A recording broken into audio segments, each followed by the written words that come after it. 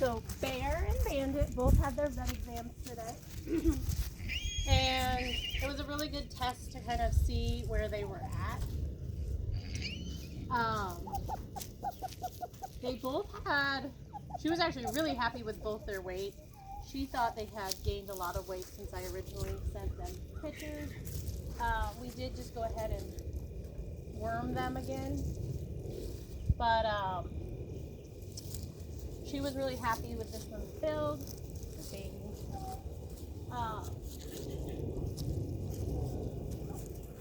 We did get some medicine for ringworm, which I expected. And she was not as concerned about the bay horse's foot as I was. And she thought this one was built super cute. She kind of thought the same thing I did, that he would be a good performance horse. So I'm just going to kind of go through. He was a little bit more nervous than I would have liked.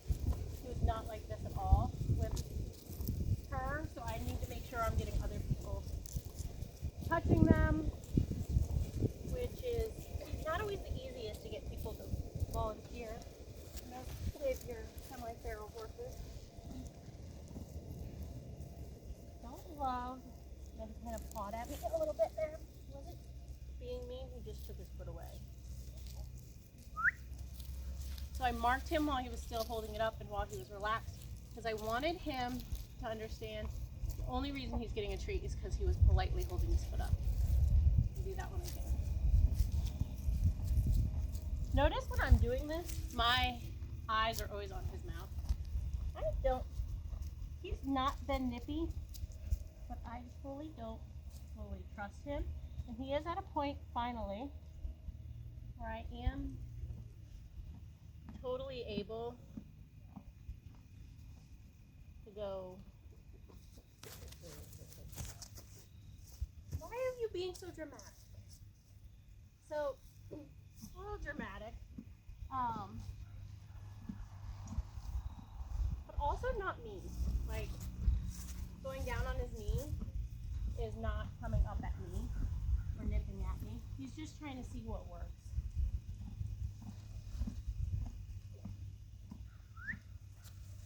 So I marked that again. Go to this side.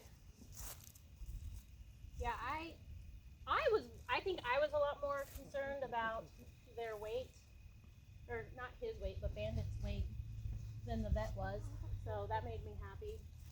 She said that he actually looked really good this one looked really good for a BLM yearling, and that sometimes the yearlings just get ribby, which is not my experience, but when I worked for Lance in Colorado,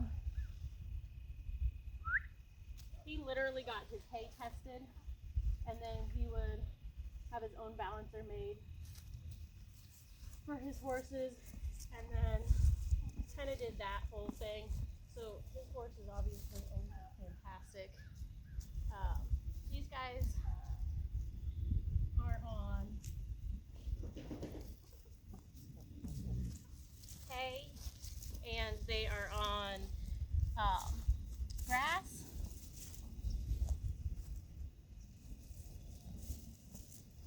Alfalfa mix, and then sweet feed for treats, and then, which I know everybody hates, but I use it for treats, and then they're on the Omega Buckeye finisher. I forget what it's called, Ultimate Finish.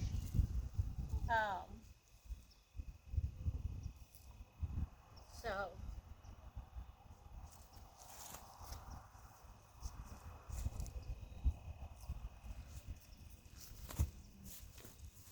you being goofy about your feet today? So I was wondering how we were going to do today, because we did kind of have a stressful morning with the vet coming out.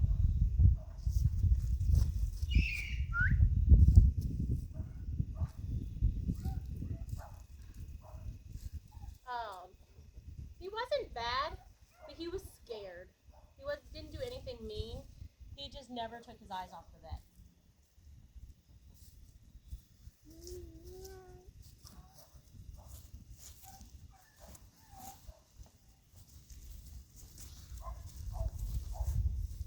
When he stands still, I'm going to leave him alone. Why don't you eat some grass, sir?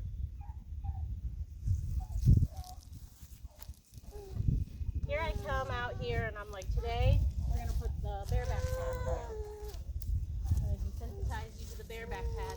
We're having to go back to your baby feet stuff. Oh, Baxter.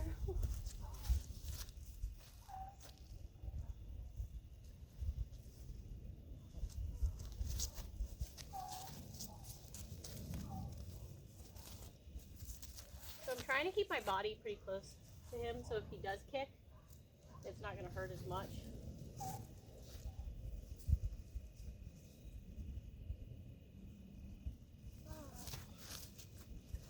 If he does that again, I'm going to go back to the rope on his leg. That way I don't have to bend over and chase him around.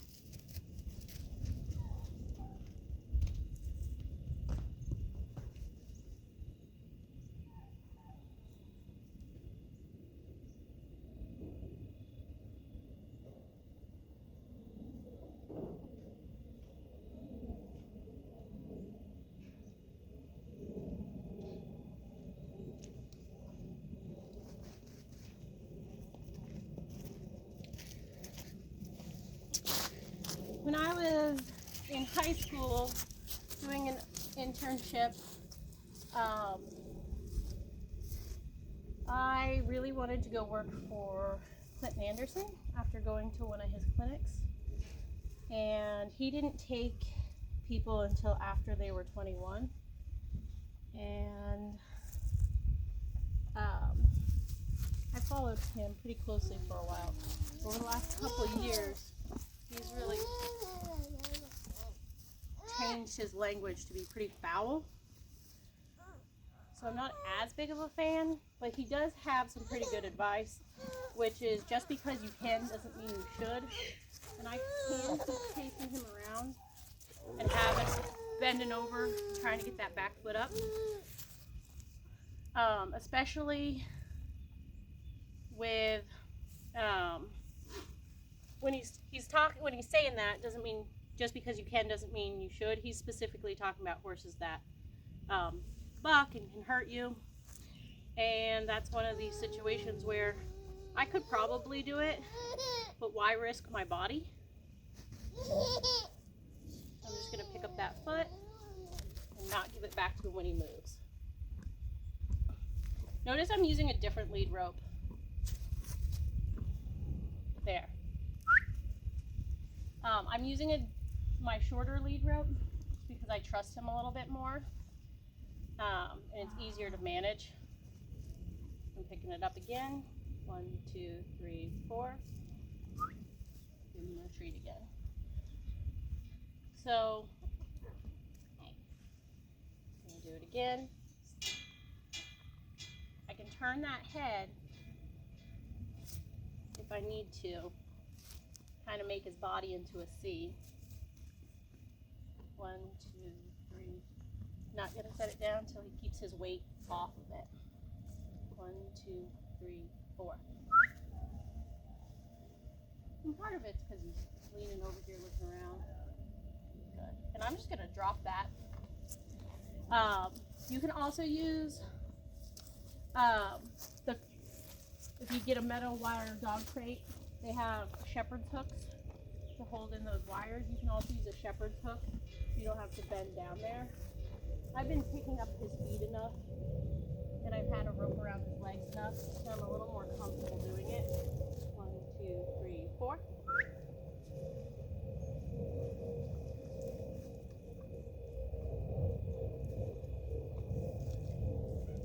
I'm going to go ahead and take that rope off.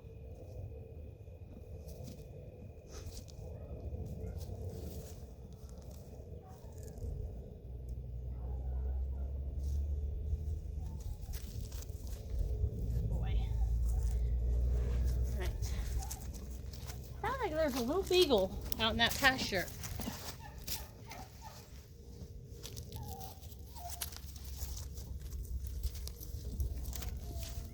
Rabbit hunting maybe.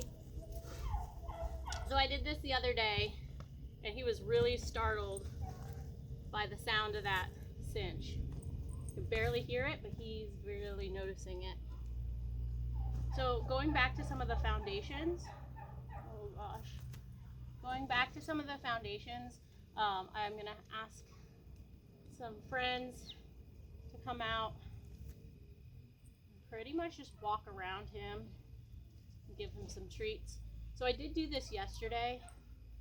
I literally spent 5 minutes with it, and he was super spooky about it at first. It was like the fly spray all over again.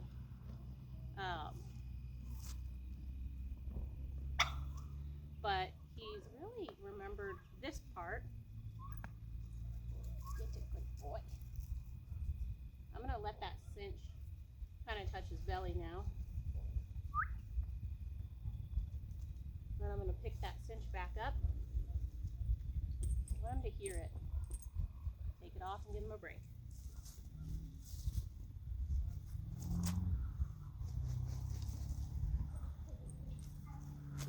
Whoa.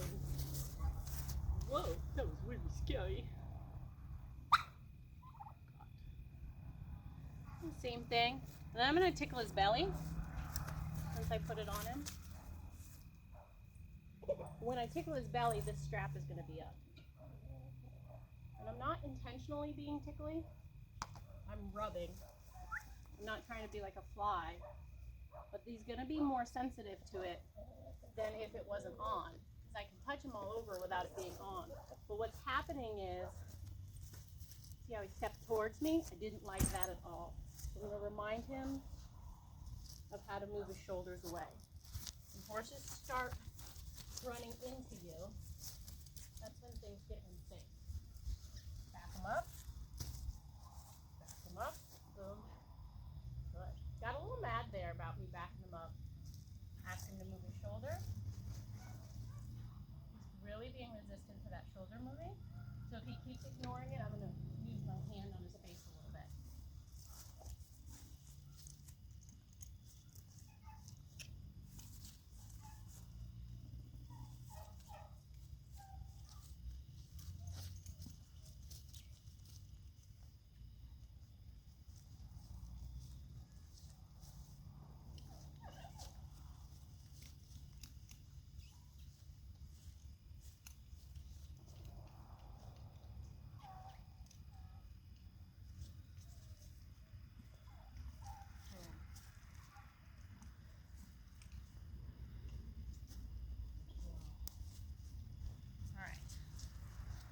So we were getting a little rude there. We got a little pawing. So go back and work on step back, step back, slap, step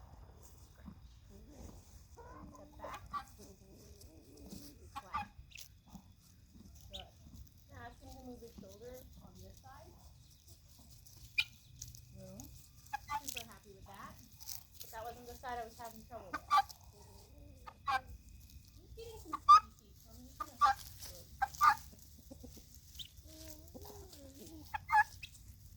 I can get this shoulder to move now.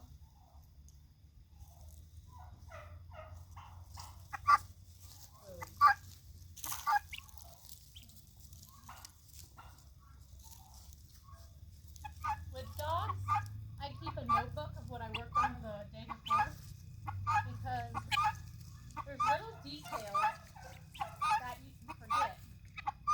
Like I forgot the last time I worked on this, I was actually not getting the crossover in the front that I was wanting, and it's translating to today.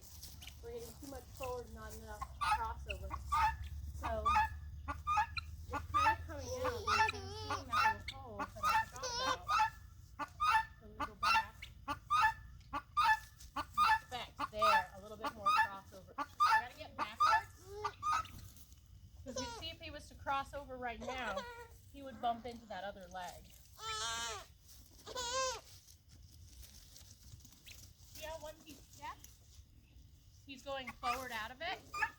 So I'm really having to make him back up. The same thing is going to happen in the saddle. Boom.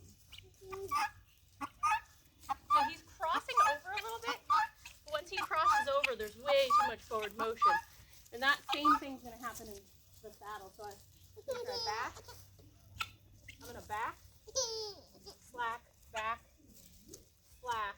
See that leg being out? It can't step across right there. Still not a good place to step across. You really right there. So he stepped back a little bit too much. Ask him again. Ask him again. Stick your feet. So I can add motion into that halter. Or I can add a little motion. Good. Now I ask those feet to come across. Boom. Happy with that, but then we get that forward motion again.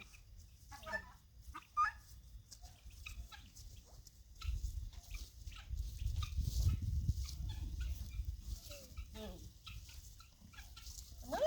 I'm really trying not to get after him too much, but I really kind of had to there because he was just kind of running through me. Bring him back down here. Ask him to step back. Boom. I like that step.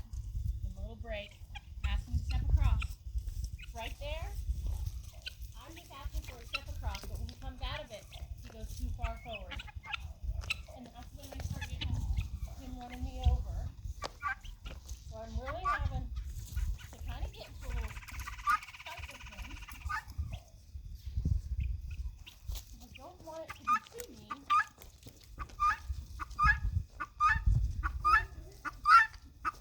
But I also really need him to step back around.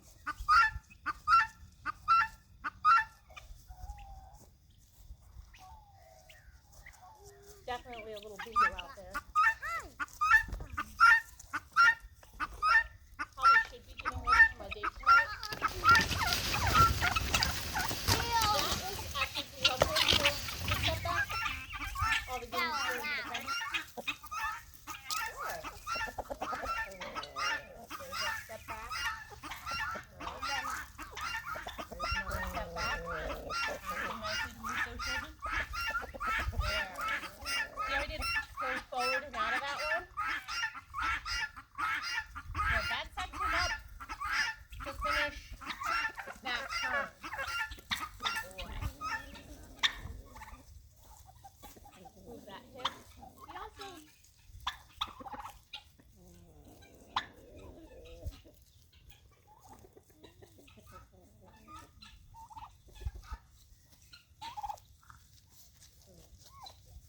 He also is getting a little bit of sticky feet on the hip. So he's flexing, which I super appreciate. And I'm going to continue doing as I push on his hip a little bit.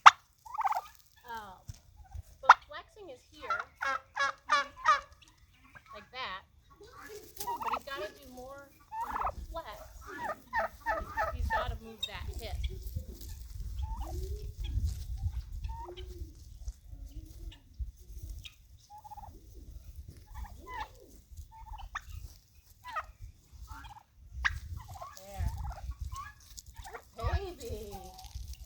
Job.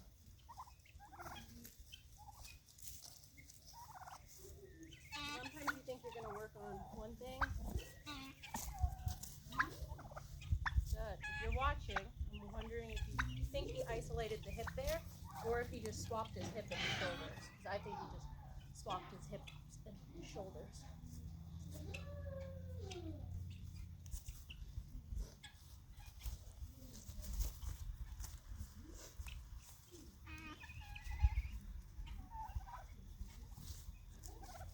There, that one is better. These things are going to matter when I'm asking him to pick up correct leads. If he can't move his hip over, he's not going to be able to pick up the correct lead.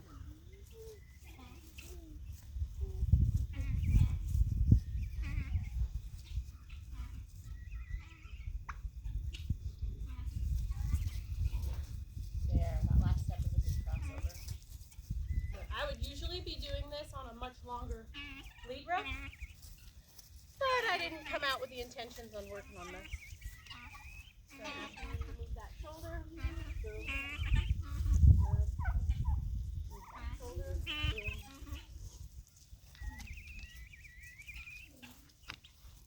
Asking for that hip. Good. Asking for that hip. The rabbit dogs are out hunting. Good. Very nice crossover on the back.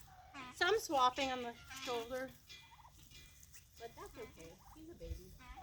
Much better than what I was getting before. Good. Try backing again. Good.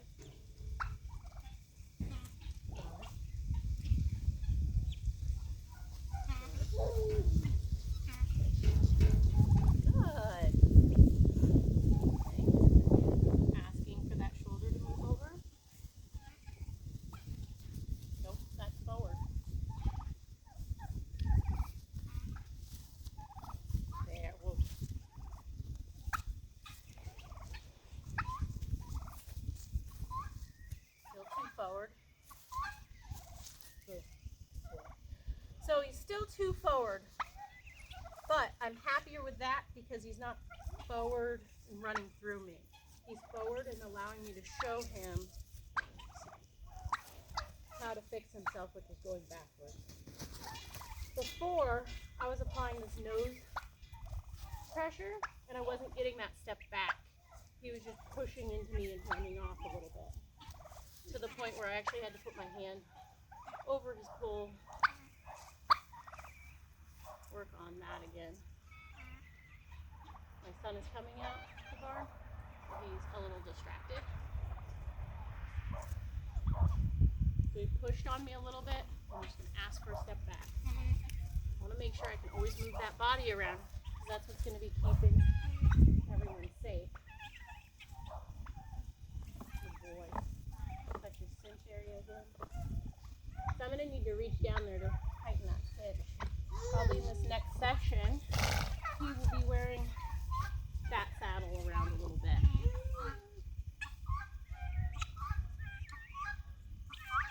That's a good baby. I know, I did a lot of harping on you today. End with a nice tossing this up there again. Hey, we worked on a lot of what I didn't think we were going to work on, like feet. Not a lot of the saddle and stuff.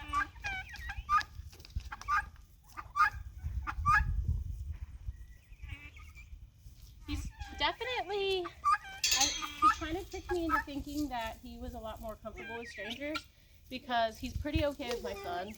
He's really okay with my little son.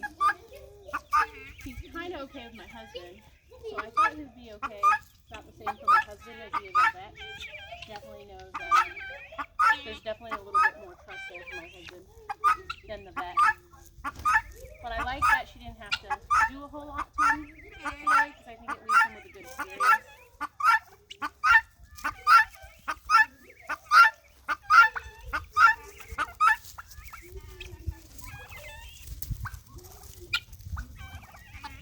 You look like a real tiny little guy in that thing. I saw a guy online riding colts about this size.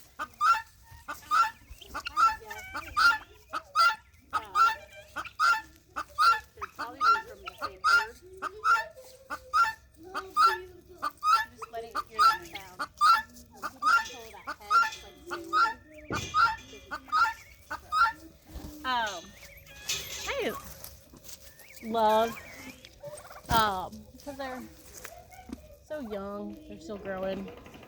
But I guess there's not much difference between long yearling and a 2-year-old.